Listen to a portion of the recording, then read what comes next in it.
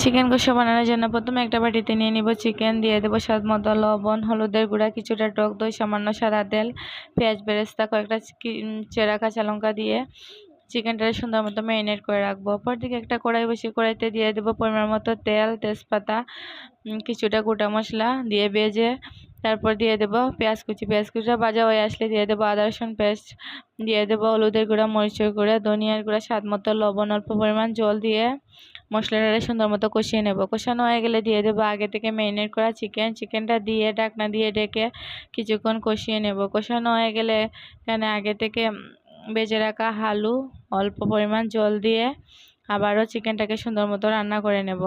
দিয়ে উপর থেকে দিয়ে দেবো স্বাদ মতো চিনি, গরম মশলার গুঁড়ো, এরপরে উপর থেকে ধনেপাতা কুচি দিয়ে আমি চিকেনটাকে নামিয়ে নেব। এভাবে রান্না করলে রেডি হয়ে যাবে ঝাল ঝাল চিকেন কষা। এটা কিন্তু পোলাওর সাথে খেতে দারুণ লাগে।